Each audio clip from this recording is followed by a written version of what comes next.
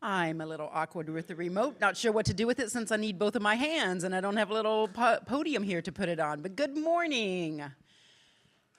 I am excited to be here and to be doing this presentation. This kind of gives you a little bit of an idea. You may also wonder, why do we have somebody up here with me? They are actually giving me environmental feedback. They're telling me what your facial expressions are, that type of thing, people walking in and out. I also have 2 voice interpreters that are sitting at the front table. So each of these will be switching throughout my presentation, so just to kind of give you an idea of what that is all about.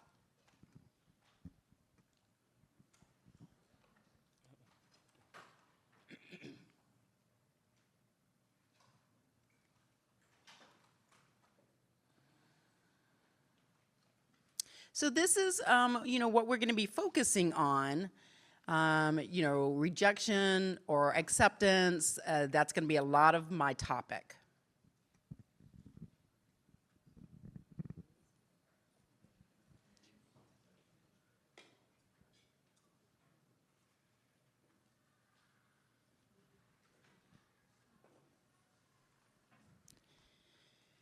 So I do want to add to this. So my PowerPoint has a black background with white wording, and that's it's visually friendly for deafblind individuals. So just something to keep in the back of your brain there, that might need to happen, and just asking my interpreter on stage to go back.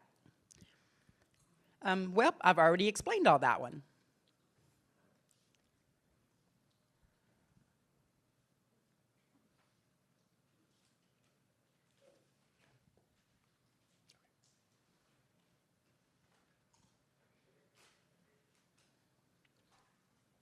So just a quick review. I'm sure you all know what deafblind means, but there are some misconceptions on it. It could be that they were born deaf and then lost their vision later. Some are born blind and lost their hearing later. Or they could be born both deaf-blind. Or they could be born with both senses and lose them both at a later age. It could be from diabetes, Usher syndrome. It could be for various reasons that this has affected their lives. And every journey is very different. None of us are the same.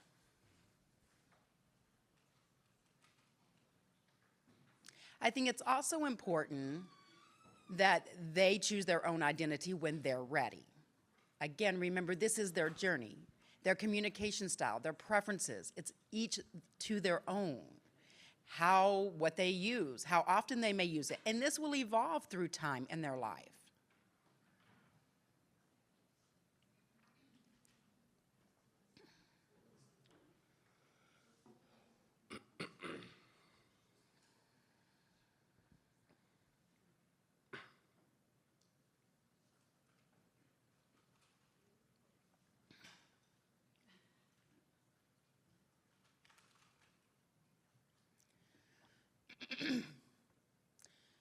So you've all have probably experienced working with deaf individuals who identify with a capital D or a small d. You understand that concept? That same concept applies to deaf-blind individuals. Some have a capital D, some do not. It's extremely important for us to never decide what label they should be. It is their own choice and their own identity. So if you're in question, just ask them.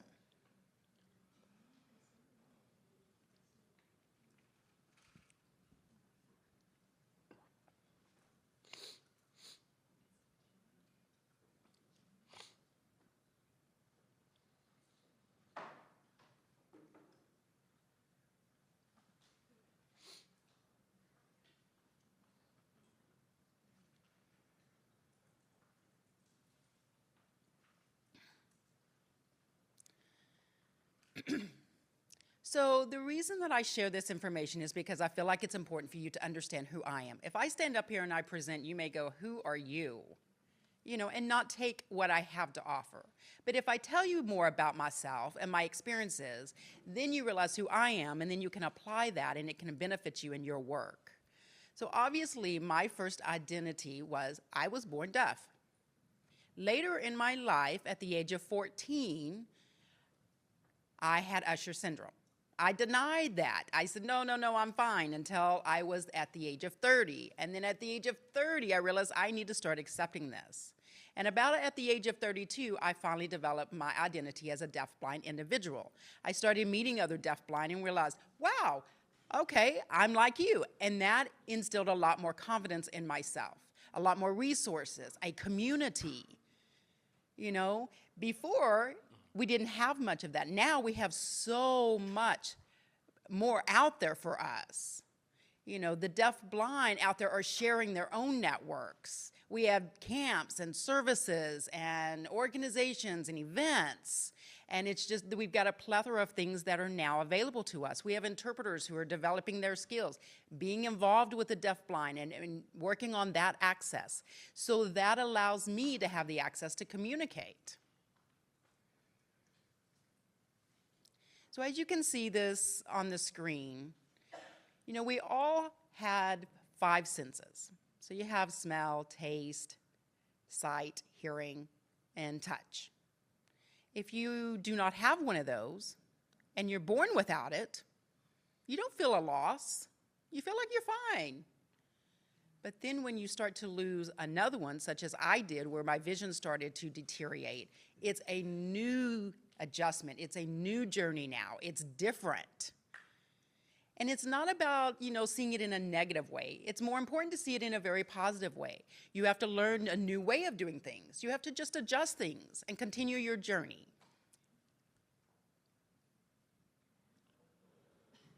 If you see the picture on the screen, I am giving a presentation that is in Sweden, and it was with a deaf group, and I was there presenting, and we were talking about what the differences is in America compared to their country.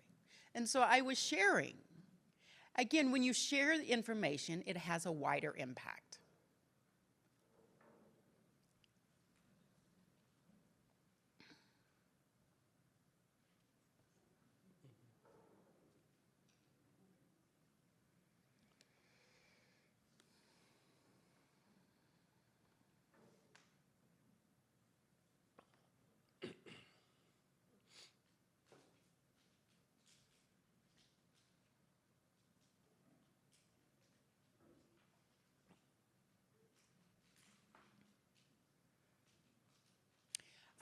Rachella, can I have you come up here? I think we're using a different PowerPoint. This is not the new PowerPoint, this is the old one.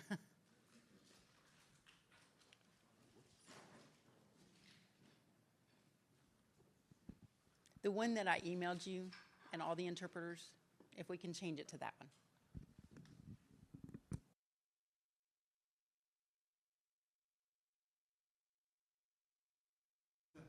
So while she's getting that changed, then I'll just kind of, I was like, wait, why is this repeating things? Okay, let's get that changed to the right PowerPoint. And while she's doing that, I'll just share some things. So my story and me sharing, no? I don't seem to have it. I will figure this out.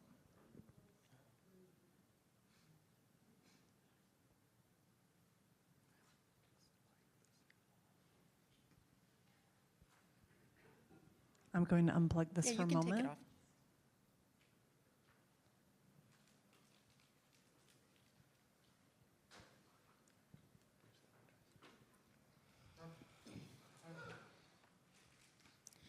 So I do want to share a story with you.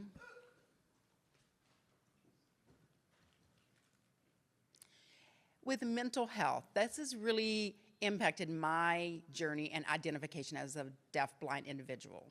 Like I said, before we had very few resources, and that really impacted my mental health. Because, you know, the goal today, we have a lot more resources, a lot more education, and so hopefully with that, it reduces that impact of mental health on deaf-blind youth.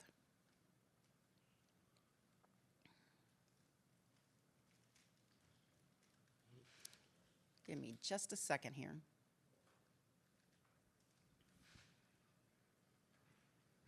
I do have some paper notes up here. But with deaf-blind youth, you know, what should we be doing? I do use a lot of examples and stories to kind of help give you more of an understanding. Such as lights, okay? We use a light switch. We turn on the lights and they come on, right? All the sighted people can see. You turn the light switch on, everyone can see. You turn it off, it goes dark. But you only have to move that switch once. It's one tool, one way, and it's done. It's a one-time grief. If you turn that light switch off and it goes black, it's a one-time grief. With losing your vision gradually, it's like dimming those lights and adjusting it. And then, oh, they go dimmer. And you continue having this experience over and over, going through this, and it seems like it takes forever, and you're grieving 100 times because it's taken 100 times to actually go finally black. That impacts our lives. With this slow, gradual change, it's exhausting. It takes so much energy to get through it. Whereas one flip of the switch is very different. It's a one-time grief. You get through that, and you move on. So I do want you to keep that in mind.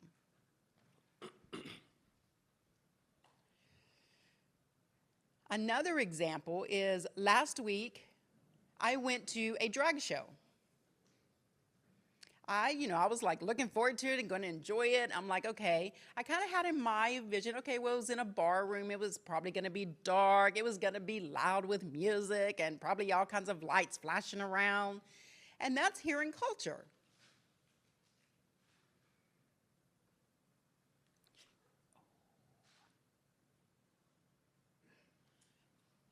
That's perfect. Perfect. There you go.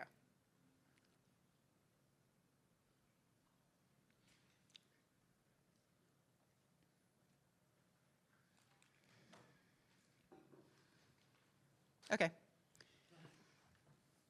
So as I was saying, I was going to this drag show. And so, I was thinking about my accommodations, and I decided, you know what, this is going to be, a packed environment. Lots of people are going to be there. I accepted it. I was going with friends, and they were going to support me. And it was like, but when I got there, it was like, no. So they jumped in and was like, we got to fix this. We got to fix that. We got to turn the lights on. We got to get this set up. And I am like, whoa. Okay. Now, I love my friends for wanting to support me. But at the same time, all the attention came on me. Why? Because I was deafblind. And I'm like, no, this all benefits you. It's just not for me. I mean, you're all struggling to see too. It's not just for me. When you spotlight who's on the stage, it's better. When you do this, it's better for everyone. But it was perceived as we were doing all this for me. So that can happen also in a classroom or at home, where all the attention is finally diverted to that deafblind individual. And that can become a trigger. I know that it isn't your intent to do that, because you're trying to figure out, what is best. So we just need to keep those different perspectives.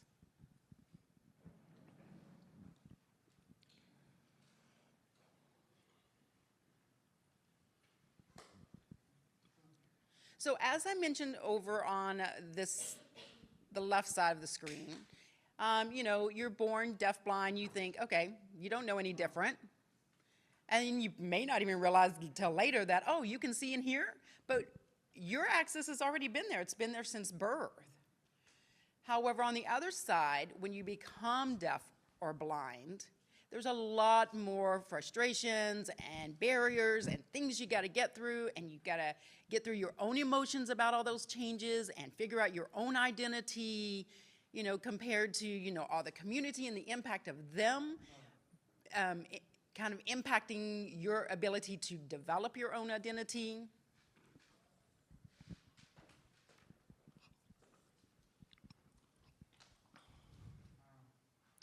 So I want to bring your attention to the word secondhand struggle.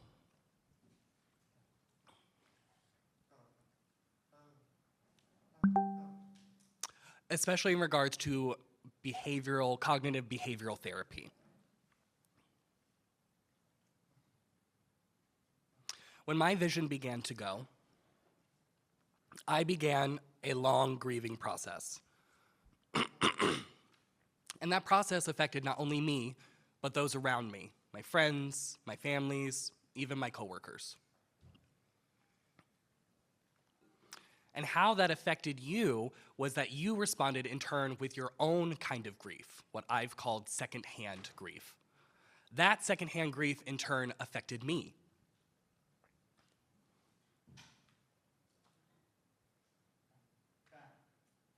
This water bottle represents my ability to handle grief.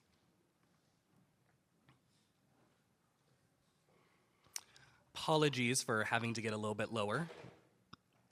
These cups represent those around me.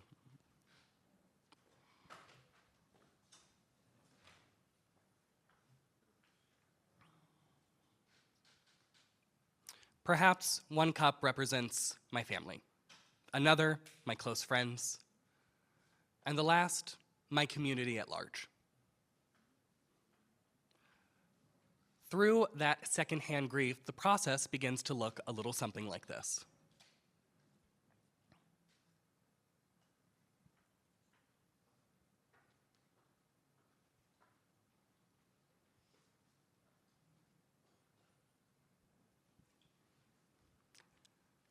As I fill these cups, you'll notice half of the bottle is now gone.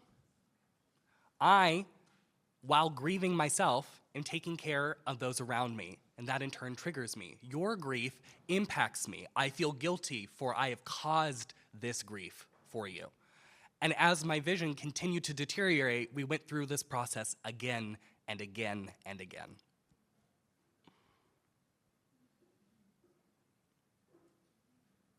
Now, I'm left with almost nothing. I have spent all of my energy taking care of those around me. I've left none for myself.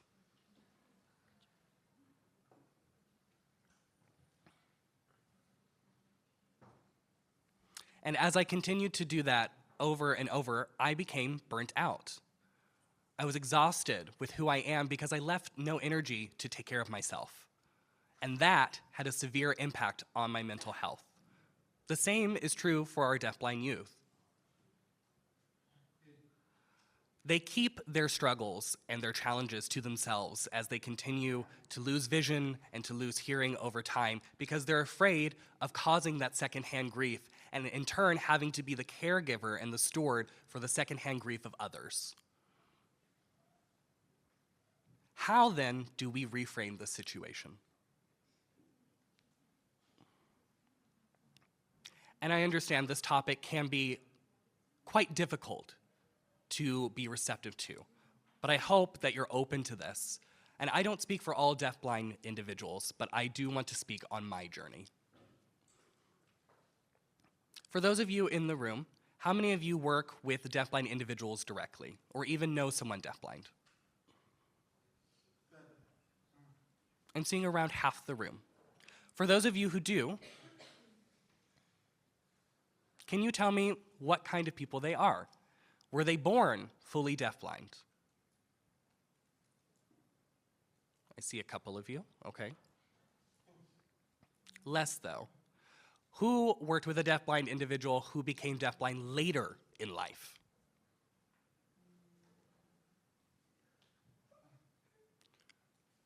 So half of you have worked with a deafblind individual before, and of that half of you have worked with someone who was born deafblind. The experiences of someone who was born deafblind and working with someone who became deafblind later is very different, as their journeys are different as well.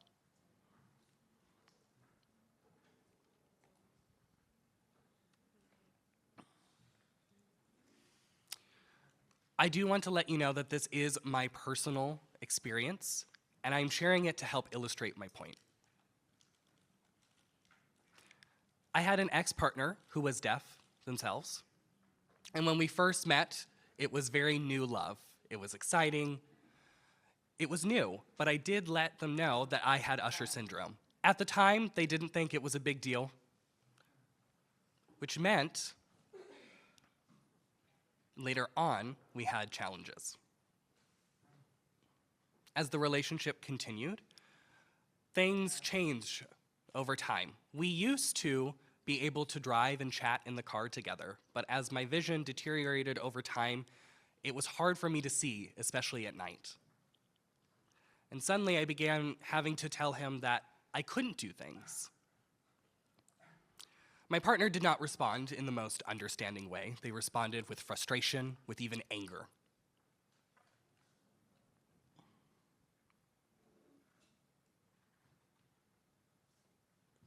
As time went on,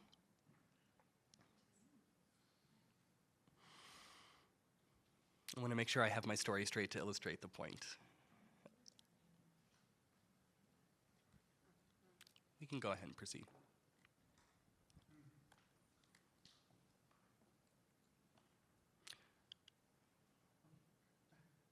So, as you naturally do in a relationship, you develop goals for your future together. Buying a house, getting a job together, maybe getting a dog. As my vision deteriorated, my options became more limited.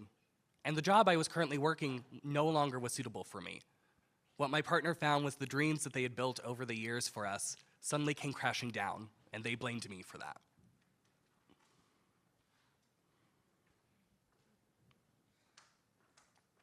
Through this emotional grief and turmoil, my partner found that they were overwhelmed trying to support me, and found that over time they could no longer do it.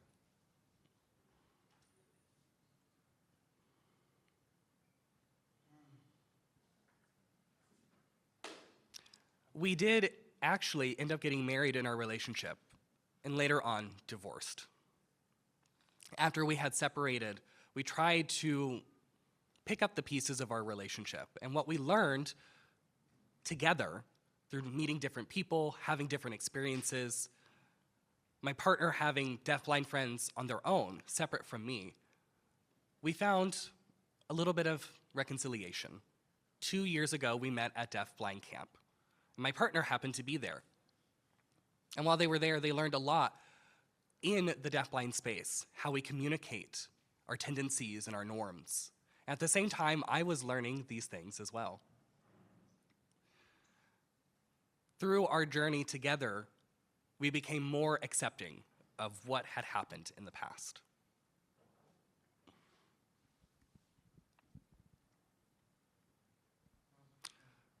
Part of the grieving process is in stages, and that applies to everyone, but especially deafblind youth.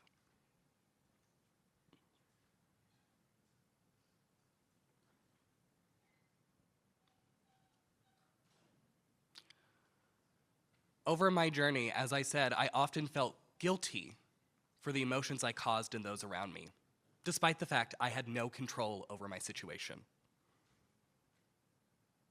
If we worked together, if we had a relationship, my everyday experience impacted yours.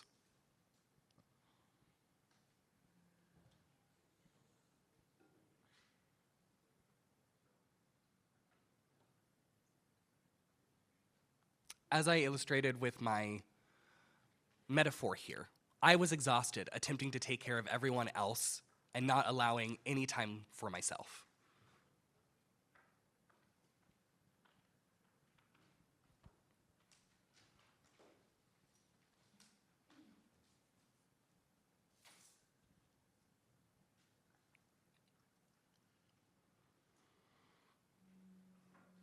You may be wondering what ended up happening with my partner and I. We started a business together, and we are still friends to this day. But of course, this was not a one-time quick fix. This was a constant reevaluation of our relationship, trying to fit two pieces together. Initially, we were not the best fit. We had to make adjustments, we had to try different strategies and different conversations. It was not an overnight solution.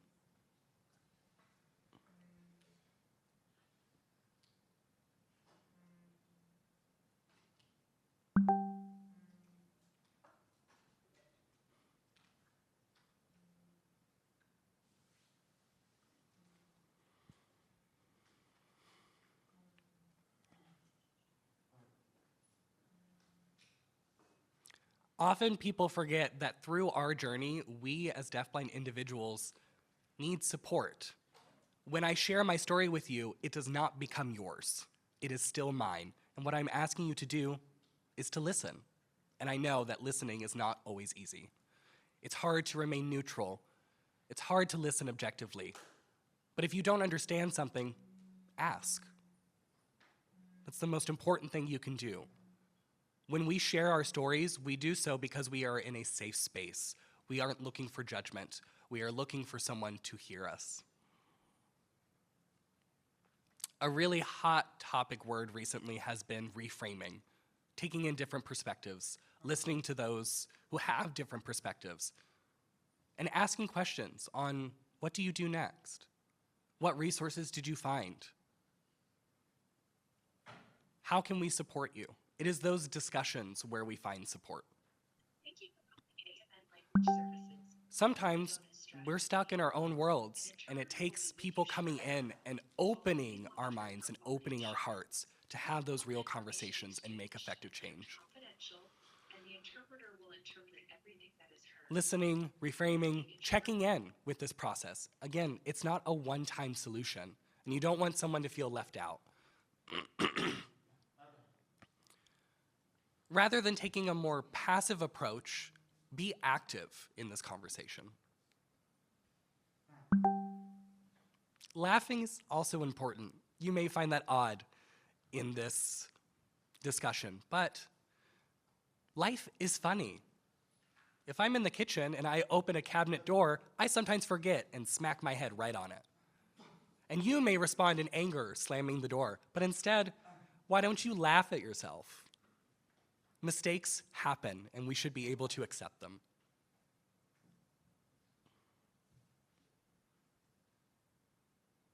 Or, as you know, deaf people, as they speak with their hands, can knock over water at a dinner table. It's no big deal, you clean up the spill.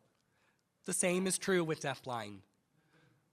Laugh together. It's no big deal. It's okay. Lighten the energy in the room. Keep it positive. That's the best you can do. And lastly, learning. If I learn something new, I immediately share it with everyone I know. Because I feel that learning together is best. Sharing information allows us both to grow in tandem.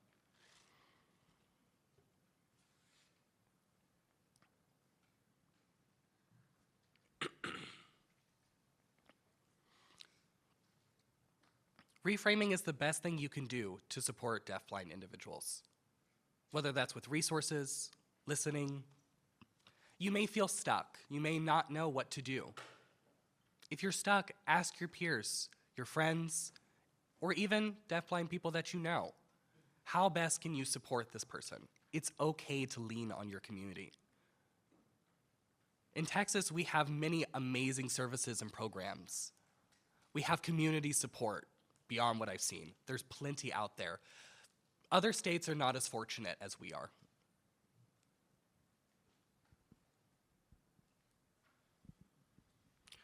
Ooh, this is a heavy topic. People usually assume when you lose your vision that the worst of the worst will happen.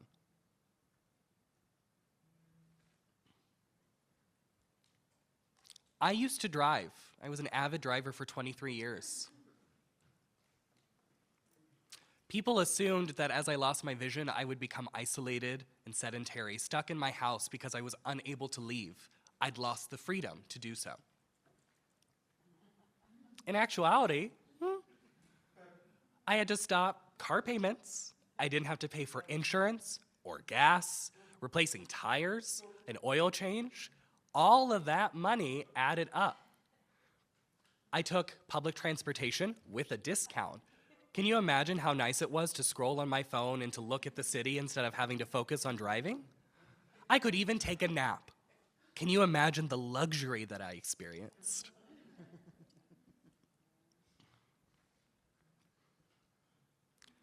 When I was driving and I wanted to visit people, it was expensive and hard to do with how far everyone lived. But now, with all this extra money I have, I buy fancy flights and see everyone I want to. I am a jet setter. I visited different states, different countries even. That is a new reframing of what was a negative experience. I often have people asking, where are you, Keva? I have no idea where you are. And every day it seems I'm in a new place. My family and friends can't keep track of me, and well, that's part of the fun.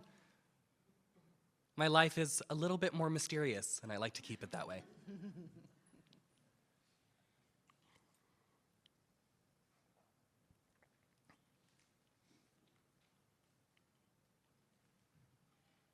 Another assumption is that as I lost my senses over time, that communication would become more difficult and misunderstandings would become the norm. And that is a general assumption that people have. How I see it is I use protactile for communication. I use tactile for communication. I find the right people who fit my needs. I communicate just fine. And actually, miscommunications over the years have decreased. I've learned how to advocate for myself and how to find the right people who give me what I need.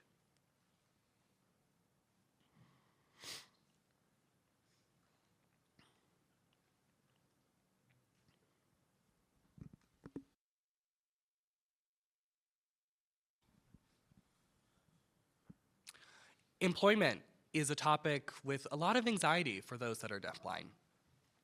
Attempting to be hired, they see a deaf person versus a deafblind person. Well, a deaf person would be cheaper to hire. Consider the extra accommodations that are needed for someone who is deafblind, the training that is needed. Many businesses would rather go with the cheaper option. Thank God. I'm doing just fine. I own my own business. And I know many of my deafblind friends also own their own businesses. They are professional speakers. They are consultants. They have succeeded all on their own. We are a rare breed, and we have rare skills that you can benefit from.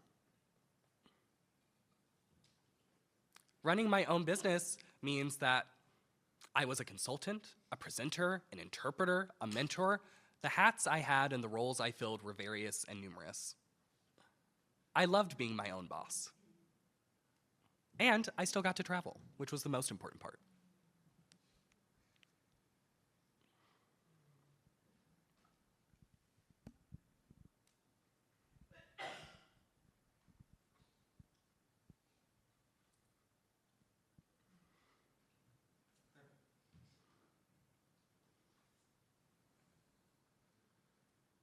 I'm sure you've heard stories about deaf people having issues communicating with their family.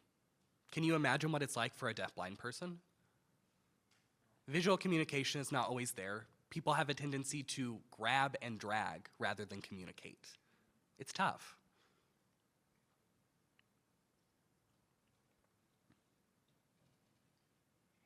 What I learned on my journey is that family is not just blood.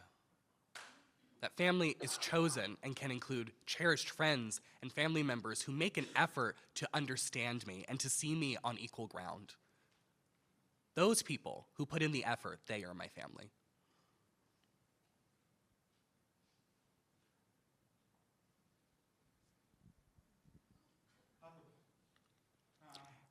Everyone assumes that no one wants to date a deafblind person, that they will be burdened with the responsibility of communication and guiding and all of these negative assumptions. Well, I'm not concerned one bit. Are you? If you'd like more details, see me after.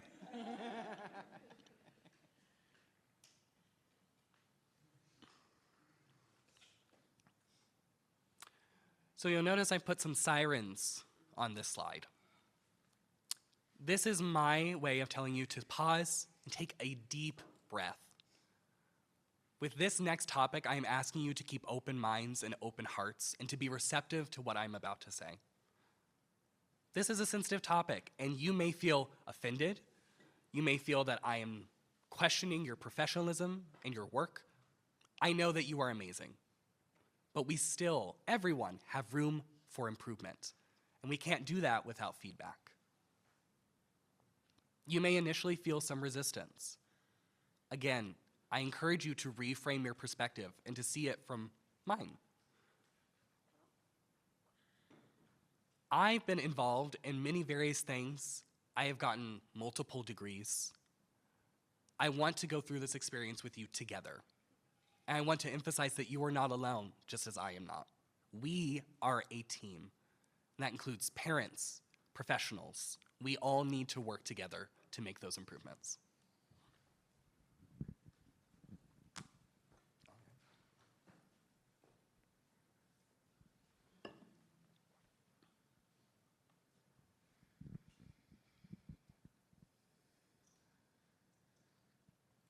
So as you can see on the screen, I have high expectations or low expectations. Again, expectations, that single word is just natural for all of us. We learn it. We learn it through our families. We learn it as we go to school. We learn it from our jobs. It's just something that is just taught and is incorporated in our lives. But that should be a decision. So high expectations, let me give you some examples.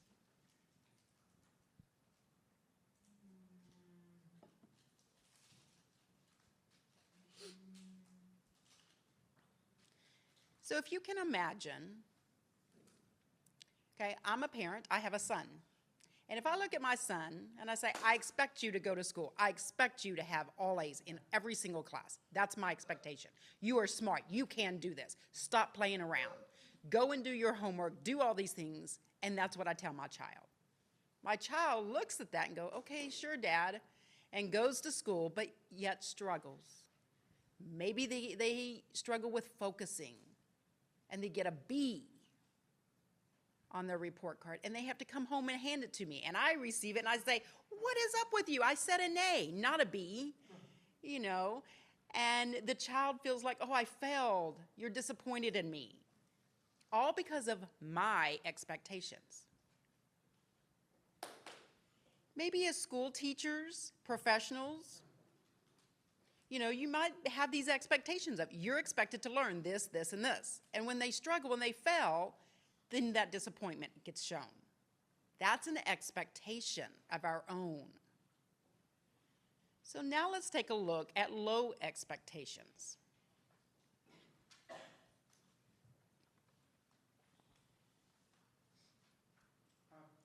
It is very common for me in the deaf community of, oh, yes, you're deaf. You can't read and write. I get it. It's okay. Don't worry. You don't have to work as hard as the other student. It's okay. We accept it. And so you just accept that about yourself. That's a very low expectation. So having a high expectation or low expectation can cause trauma on a child's mental health, because in the future, it's going to impact their future. For example, if you have this high expectation and you expect all this, and then they graduate, they go to college, they graduate, and then they go to work, and they're still dealing with all these high expectations, and they're stressed out all the time trying to fulfill all these, you know, the person is really doing a great job. And yet we're wasting our energy on putting so much high expectations on. Or low expectation is, well, this is all I can do. All I can be is a dishwasher. And just having that conception of themselves, you know, and when they say, no, you can do something different, do a higher level job. No, I can't. Because that's what they've been taught. That's what they've been shown.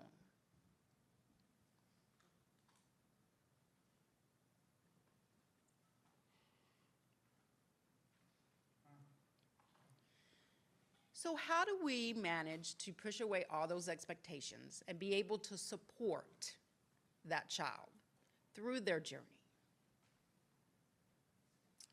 All of you are in the educational field, okay? I know you have IEPs, you have your goals that are set in those IEPs. Maybe, for example, one goal is for the child to be able to write a sentence in English, a complete sentence, a very simple goal.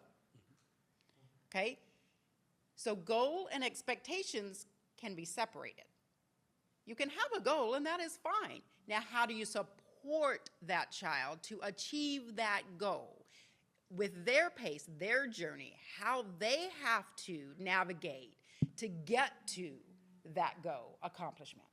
It might take 6 months, it might take a year. Should not matter. It's not wrong because it's their process, and that process is different for every person. So we need to have that compassion and support for that child.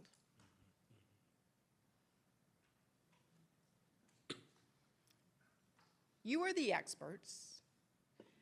You have all these different ideas and innovations of how to kind of try to navigate them. You can navigate with them so that they can achieve that goal.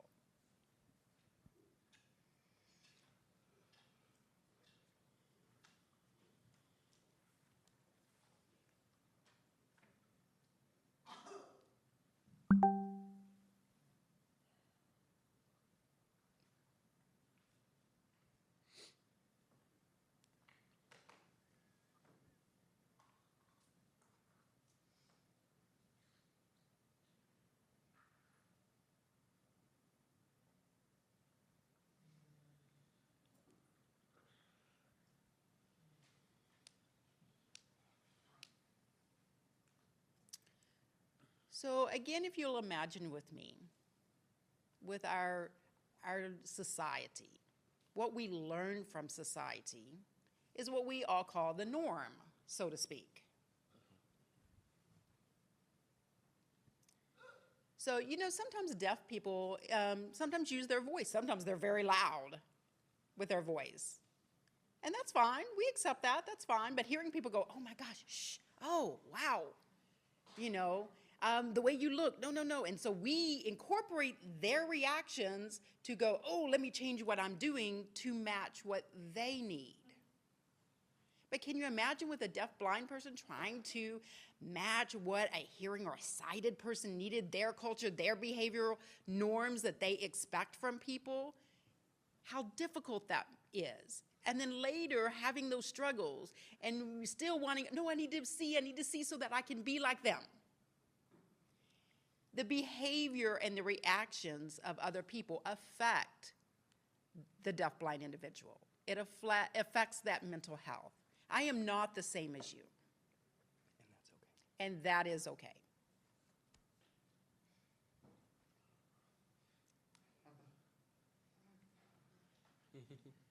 If you're feeling a little bit, with this information, that's okay. We're going to hold on here. What? Flowers. Does anyone here like flowers? Anyone like flowers? Raise your hand. Okay, so I got some hands. I'm sorry, my interpreter went, what?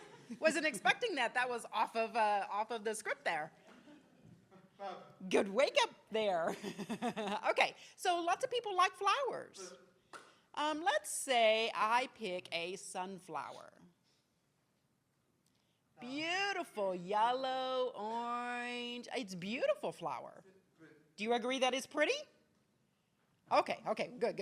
All right, everybody likes a sunflower. That's a safe choice.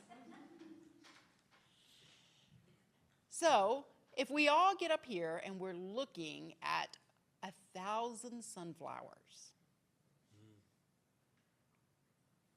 they're beautiful. I mean, just fields and fields of sunflowers. It is so peaceful. It's beautiful, right? Can you imagine that?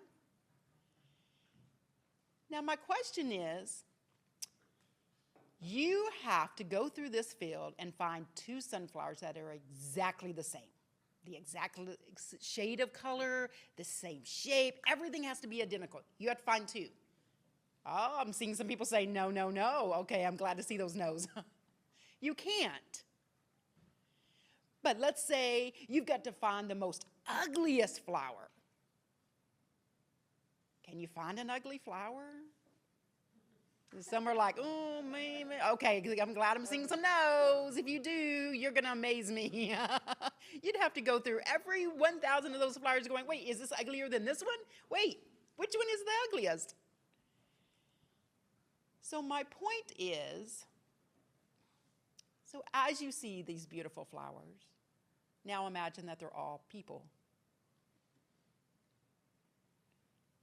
People are different. And that applies to deafblind individuals too. We're all different. You have to look at that person as that person, not somebody that's less, but just like you. So I'm trying to kind of lighten up this a little. All right, next slide.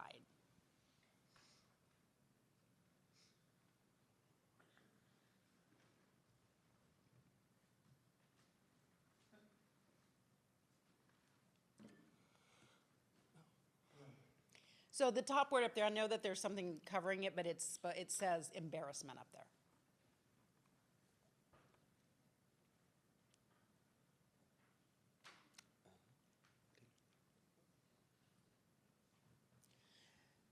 So as I talked about the water story, you know, when you go to a really fancy restaurant and you go in and sit down, and if a deaf person accidentally spills the water, you're like, oh, I'm so sorry, yeah, okay, let's just clean it up. The deaf-blind person who spills the water, I mean, it might be a lot worse. You know, they might be trying to stab their plate trying to find their bean. And they might say, forget the fork, I'm going to use my hands. And other people are like, that's not appropriate in this place. Don't do that. Okay? What that shows is your own embarrassment. The deaf-blind person hasn't done anything wrong. You feel like, oh my gosh, they're behaving like this. Everybody's going to look at us. Don't do that. Stop. Don't do that. Stop that behavior.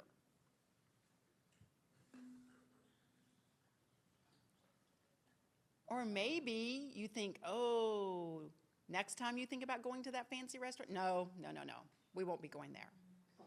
Or we'll go without them because it will have less embarrassing times. It's convenience for you.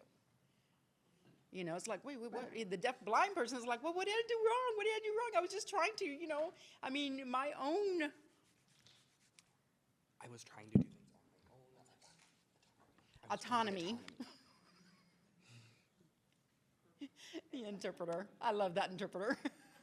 Autonomy. So my own autonomy is being taken away by that. So you have to remember your embarrassment is going to affect that child.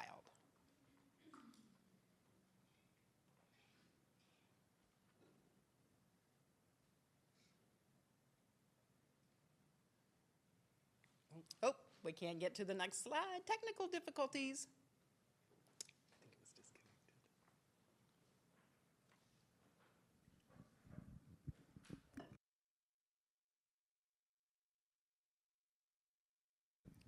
It's always the technology.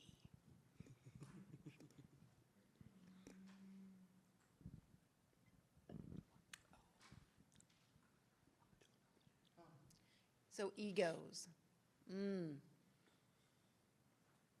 That can have a negative impact. You know, it's like, oh, no, no, everybody's looking at me, no. And the deaf-blind's like, okay, I got to follow exactly what you do.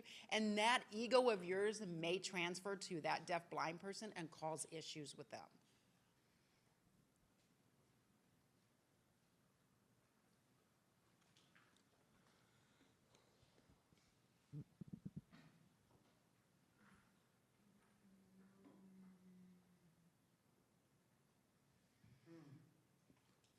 So I'm going to tell you a story. I'm going to filter it, so I don't want to embarrass this person. I'm going to be intentionally vague. Or intentionally vague. So there was a boy in the age of 16 to 20. They were with either a family member, a friend, maybe an educator. They went into a food store. This boy they had vision. You know, they have vision, but their vision, you know, is on the spectrum in terms of what they can see. They went into the store, and, you know, in the store you have all your aisles, you have all your food shelves and things like that. Well, this specific aisle, there was probably about 10 things just, you know, on this shelf. It was very overwhelming. And this boy sat down on the floor, picked out some of the stuff off the shelf, and then picked up each one. They were reading it. Maybe they were using their, you know, Magnifying a magnifying glass or their phone to, you know, make the print larger, but they would pick up one, read it, set it down, pick the next one up, read it. They were going through each product, trying to find the product they wanted to purchase. Is that an appropriate behavior? What do you think? I see some fines. Okay, great. Okay, now remember you said fine. What they were looking at were condoms. Oh, I'll still get a fine over here. What would you do? When you see that child, would you say, oh, no, put those back up on the shelf? That's embarrassing. Come on, let's go. Or would you look and, you know, turn around and walk and pretend you don't even know that person? Oh, I'll meet you over there. What would you do? Would you be willing to sit down on the floor with that person? Would you be willing to give them more access and interpret and give them access to what was on each of those products? Would you be willing to tell them the price of every single one and which one was on sale? Would you support them? I got some yeses. That means other people all in the store are going to be watching you. It might cause some issues for you. You have to sit on the floor, in an aisle, in the store. Would you do it? I see some, well, yeah, I would, but oh, I don't know, maybe, oh. See, we talk about things, but our actions are different. Okay, somebody said it depends on the program. I know here in Texas, let's see, how shall I say this? Maybe I shall make no comment. Okay, every state is different, but you know, sometimes these things become very sticky. You have to figure out what you're going to do. If you're a parent and your child does this, okay, this is where you have to look at you. The child is trying to learn. They've done nothing wrong. It's actually a beautiful thing. They are using their autonomy their autonomy in a way where they're trying to learn. They're trying to be safe. This empowers them. Do not take away their safety, their empowerment.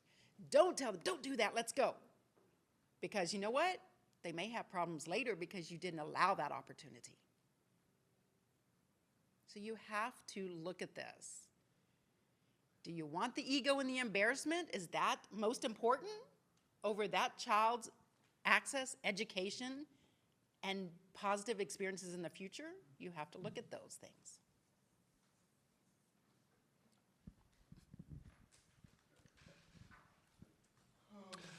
So at this time, I'd like everyone to take a nice deep breath, recenter yourself.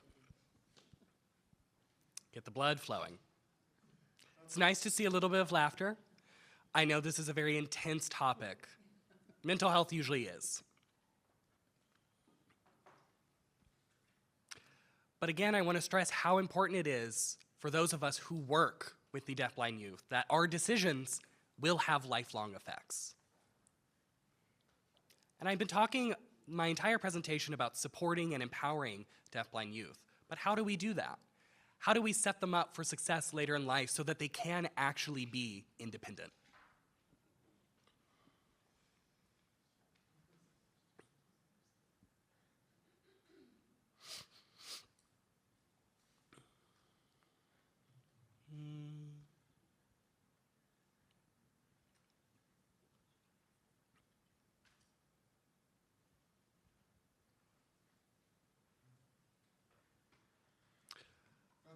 This might be my favorite topic of this presentation, the concept of safety versus quote-unquote safety.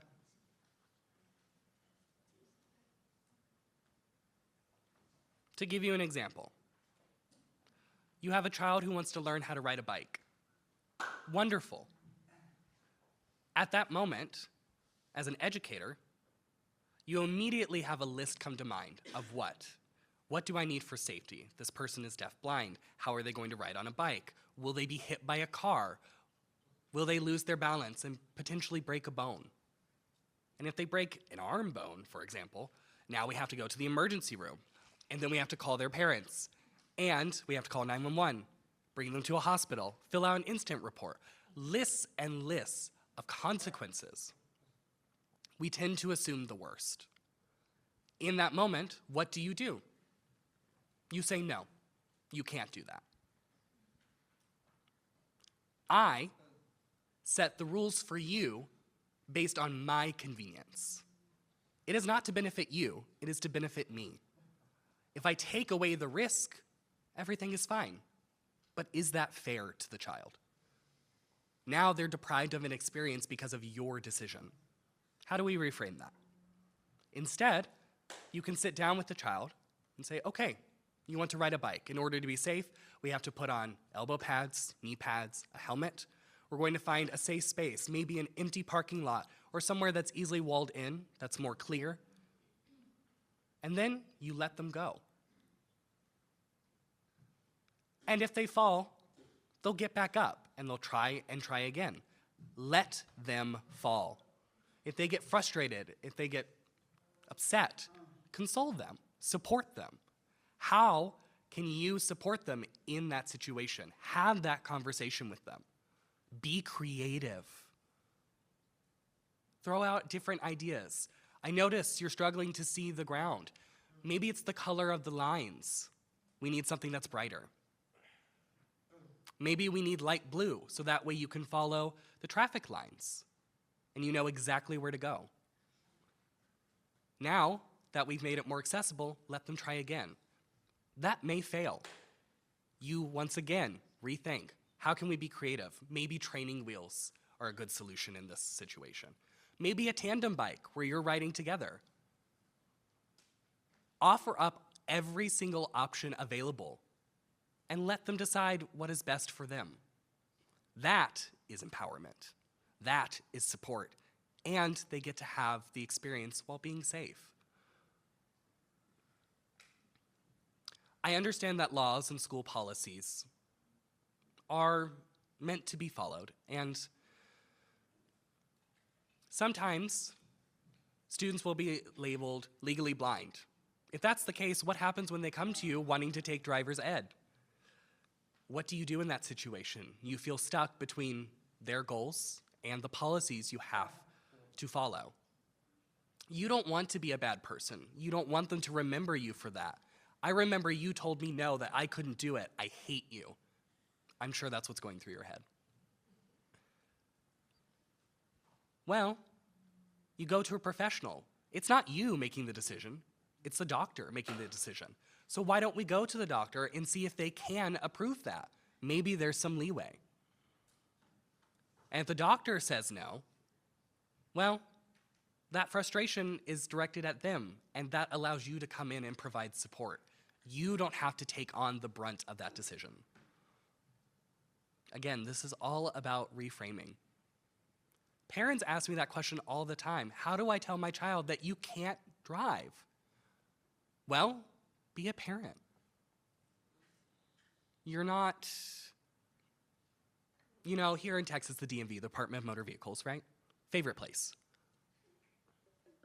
You're not a cop. You don't work in the legal field. Let the appropriate institutions tell them no, and you just be a parent.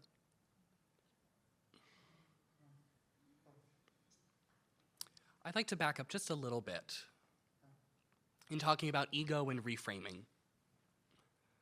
I experienced going to DeafBlind camp.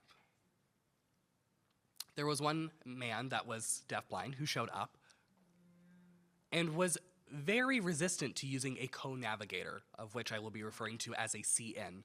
If you are unfamiliar with a co-navigator, they are essentially an individual that helps a deafblind person navigate. This deafblind man did not want anyone touching him, did not want any kind of guidance, because he was raised in a culture where that was not acceptable. School did not allow that. Work did not allow that. So that thought became his norm.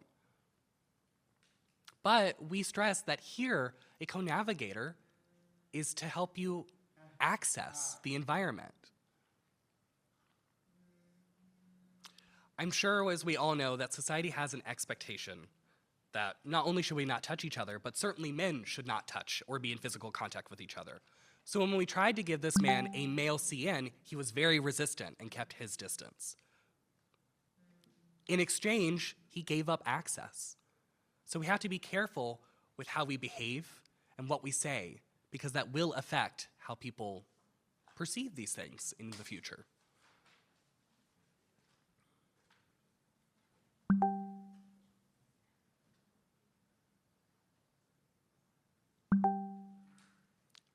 I encourage you to be more supportive than to put up barriers. Let kids be kids. Let them have fun. Let them experience life.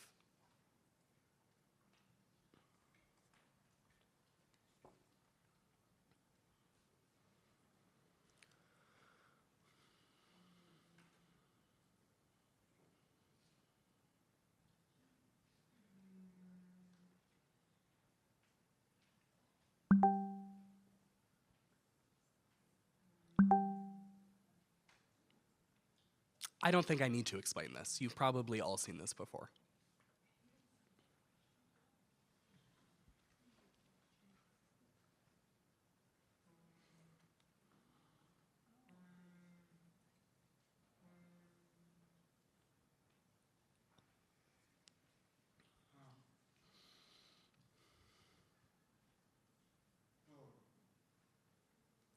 We need less protection and more support. What do I mean by that? When I lived in Seattle, I had a wonderful roommate. They were an amazing person. They were an interpreter. They were involved in the community. I can't ring their accolades more. However, what they said affected me, and they probably didn't even realize it. One day I told them that I was going to go see a friend.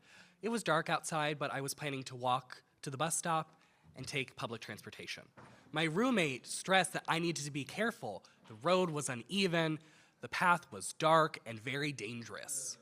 That instilled in me a sense of fear. And I ended up changing my mind and didn't go to see my friend because of what they said. And I kept that fear for a long time until one day I decided to challenge that notion. Well, there were plenty of street lamps. I could see just fine. The road was not as treacherous as they made it to believe. Again, unintentionally, my roommate was thinking the worst, and their assumptions instilled fear in me.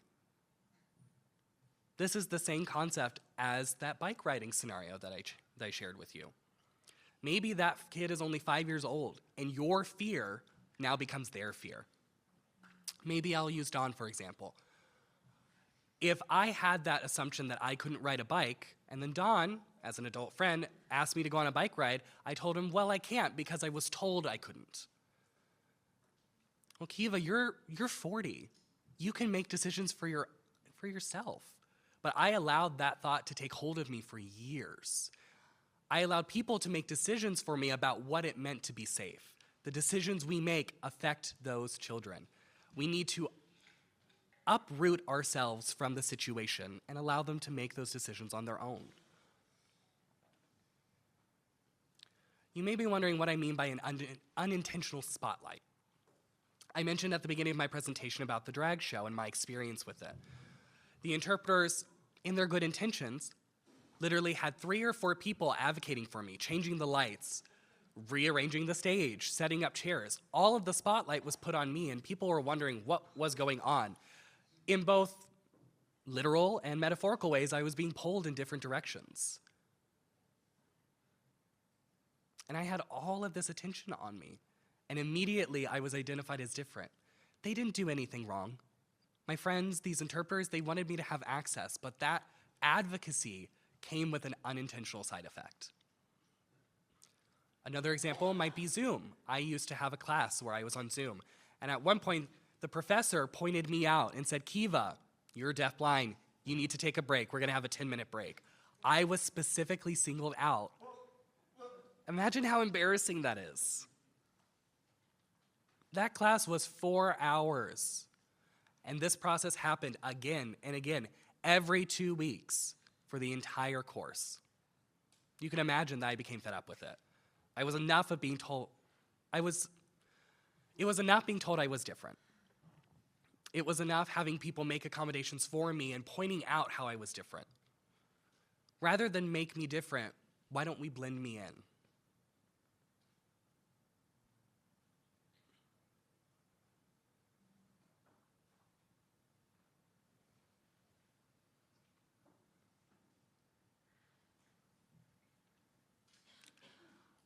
I would assume, let's say, in a room, most of the people are hearing.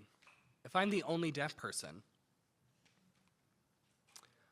often you'll find that the experience is, oh, well, we can fix these things for you. How does that make you feel? Would you accept that, or would you be resistant? Am I going to understand them? I've never been hearing. How would that feel? Or, I'm noticing the room is mostly female. How would you feel, me, even though I am non-binary, I appear male, how would you feel if I made decisions that affected you?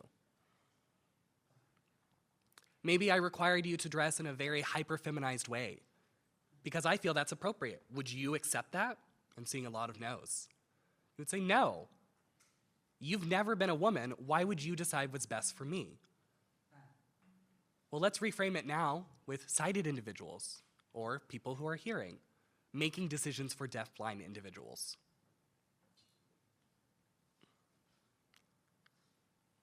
We have amazing educators and professionals who are deafblind. Rather than make decisions on your own in a vacuum, why don't you rope them in? Have them consult you on the situation, on what best to do. With their advice, you'll be able to proceed a lot more easier than you would on your own. In Austin, there are 5, maybe 6 amazing deafblind professionals. Utilize them. They're here to support you.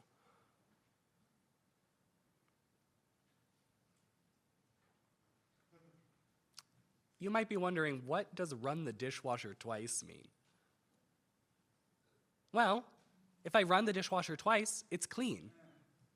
If I run it the first time and I don't really think it's clean, I guarantee by the second time it would be. But people come in immediately and say, I'm wasting electricity, wasting water.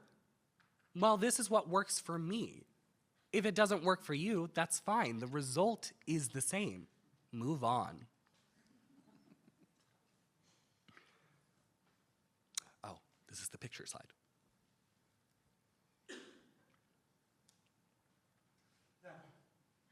Lighten up. A little lighter portion of the presentation. As I said, I'm deafblind. I'm successful. I can do everything you can.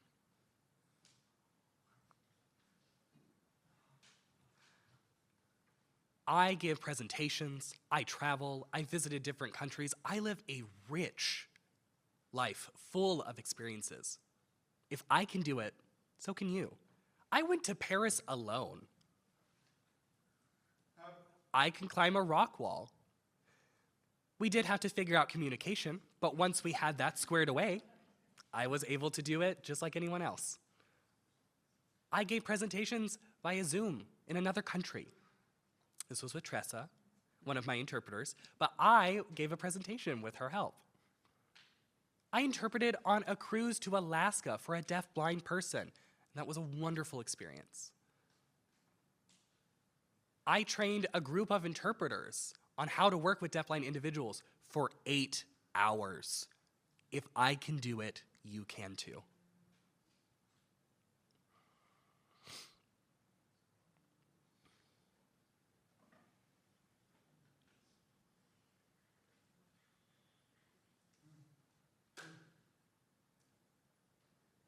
Ask deafblind people for support. We are a team. We work together. We're not at odds. If you feel some dissonance with that, I suggest that you have that discussion with a deafblind person. Maybe you had a bad experience in school or society taught you a dated misconception. The world continuously changes and we need to change with it.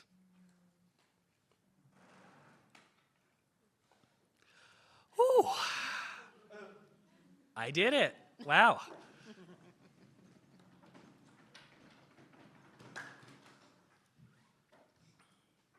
At this time, if you have any questions or you want to have a more in-depth conversation, you have my contact information there.